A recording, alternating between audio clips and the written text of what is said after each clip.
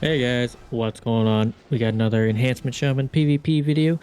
This time we are playing Windwalker, Enhance, and Holy Paladin. Um, and obviously, if you didn't know, Enhancement got buffed on the weekly reset. We got quite a bit of damage increased, um, although it is kind of required to be on top of the target, but overall, still really good buff. You can actually feel the amount of damage going out, which is nice. And I am playing the Elementalist Stormbringer. I know a lot of people have been playing the Totemic Elementalist style, but I figured I'd try and see how the PvE build works in PvP. And it actually feels pretty nice. The reason being is having on-use Ascendance is kind of nice, where you just have this 15-second window, although it is a 3-minute cooldown, to attack a ranged target no matter where they are, basically, so you have no issues reaching them, and it's just like a solid burst situation. And Tempest has a very niche interaction with Primordial Wave with the extra Stormbolt. It actually does extra damage for some reason, so you can get like these massive extra bolts off. But yeah, anyways, onto the matches. Here we are fighting an Warlock Rogue, which is one of the more potent compositions to fight, especially for our comp. Assassination Rogue is definitely a menace. Same with Affliction Warlocks, but we are able to do it. Basically, what you want to aim for is ground his haunts or his soul rot or Malefic Rapture. I'm not even sure if it catches that, but yeah, those are keys. And then also you want to bring Poison Cleanse Totem, so that way you're removing the Mortal Strike from the Acid Rogue, and just always be interrupting the Warlock shadow effects and stuff like that. That's what you want to aim for, and you kind of want to stick to the Warlock as much as you can, and just interrupt them, stop them, but put pressure onto the other target, because you are a comp that can switch targets very rapidly. As you can see, we were on the Affliction Warlock, but the quick swaps put so much pressure onto the Rogue, making the Priest panic and also getting a lot more cooldowns going. But also, make sure you are healing your team. I am really bad for that. Not healing my teammates, that is very key. Especially with Stormweaver, it is a great button to do that with. But yeah, if you're going to interrupt the priest, though, make sure you're interrupting Penance. That is one of their big spells, and also it puts it on cooldown and stuff like that. They're either going to use it to attack or heal, so it just locks them out of some heavy other healing abilities. But yeah, on to the next match. We got Destro Ellie here. Main focus is going to be the Destro Warlock. Reason being is that Destro is more dangerous when it's left alone. Elemental Shaman, you can somewhat shut down their damage, but not really all that well.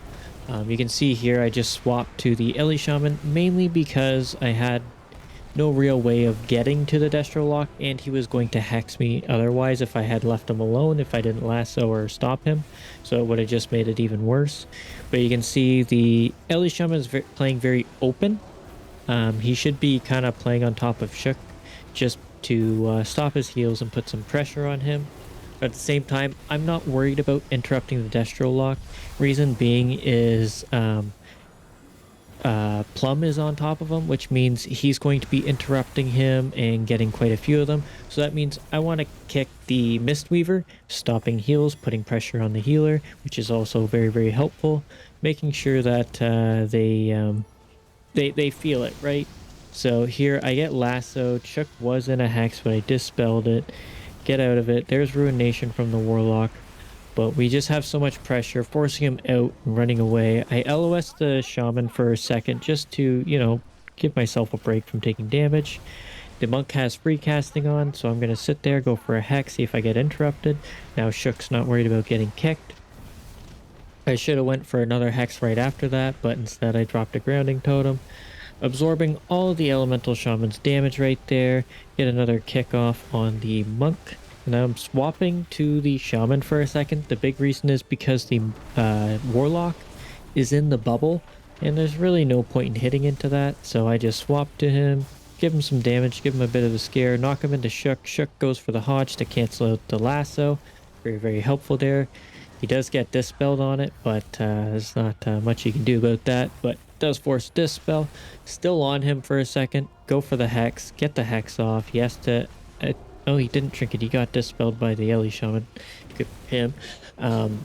But here we get a big damage, Primordial Wave start. I see Fears coming out, but I didn't go ahead and Tremor it because I'm not too worried if it's on me. Shook can just Dispel it. Big Tempest, getting a lot of pressure, and the Warlock falls over.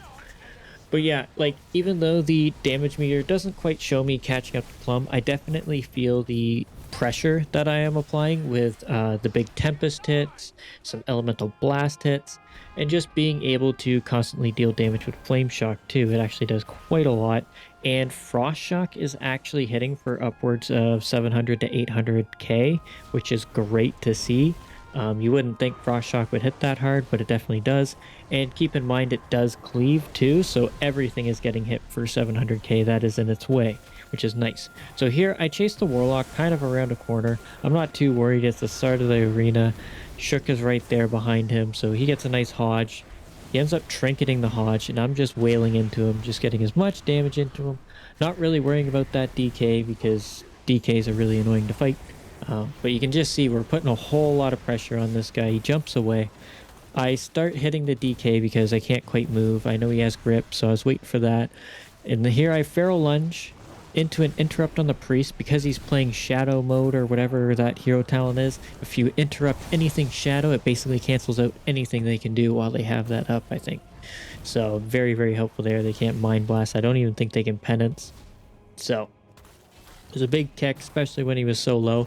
And kicking Shadow cancels them out from being able to life swap as well. So that is a big one. Here is a interesting one. Unholy DK, Marksman Hunter. This is a pain in the butt. Basically, you want to go after the Marksman Hunter, but the DK is going to try and prevent you from doing that, essentially. So there they overlap Life Grip and Disengage, so it's quite helpful there. So I pop Ascendant. I can hit him from wherever I want, doesn't matter. He pops Turtle, so it's okay. Switch to the DK. Use my wall because the DK is blowing up and Death Knight Burst is disgusting.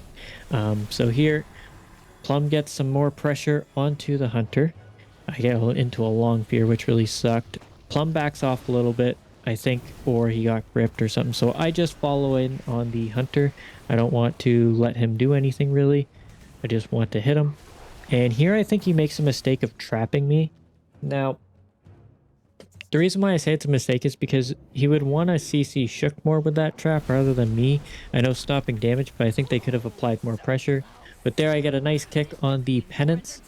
Here's the second wall from the Hunter. Shook gets a nice Repentance on the healer here. And then Plum gets a nice triple sweep right there. So I just start putting more pressures. Here's where Disc Priest really shine. It's just, those bubbles are massive that he's giving out. Those power word shields are crazy. So here he jumps over to Shook, getting him into a trap, which was kind of interesting because he put himself in harm's way, especially by using Disengage to get there. He now cannot get away from us. So I'm not too worried. Jump right back in. Healer's right beside us. And we get a big Tempest and boom, down he goes. So you can see the more targets there are, like pet classes and stuff, the more damage I'm going to deal, because every time Flame Shock ticks, you're increasing the damage of your next Lava Lash, as well as just being able to cleave everybody with Hailstorm. And also, because of the way Lightning Rod works, all damage you deal with Chain Lightning and Lightning Bolt go into your Lightning Rods. So it's funneling even more damage into the primary target. So here we go onto the last match. We have Affliction Warlock and a Fury Warrior. This one was kind of annoying, but also the Fury Warrior made an interesting decision. So here he instantly pops this wall, which is fine. I didn't really pop any cooldowns or anything like that. And so here we go. I start bursting. I use Ascendance. I trinket the Mortal Coil because I was like, I am not setting that. That's annoying. So we just start pummeling this Warlock. I go for a Hex on the Druid. He ends up having to trinket it, which is unfortunate for him. And the Fury Warrior is off attacking Shook for some reason. I'm not quite sure why he was after him, but he was. So here he's very low, so I just swap to him. forced the druid to put hots onto him. So as you can see, he had to use, I believe that was swiftness with a fat regrowth, kind of crazy heal. And we're back to putting pressure onto the Affliction Warlock. Gets a nice double sweep. He ends up porting it, which is good for him. I go ahead and kick the clone, and then I lasso to kind of force him out of stuff. And here he tranks, which is pretty big because he's not doing anything right now, right? We have full pressure. We're on top of all three of them. Nice knockup with that whirling dragon thingy. I don't know what it is, but he ends up falling over. But yeah, anyways, enhancement is feeling really good. Although we are not S tier, we are still in a very viable spot. But anyways, thanks so much for watching. Hopefully you enjoyed, and hopefully I'll see you in the next one. Laters! Clear. Our bargain is up here. Victory is clear. Our bargain is up.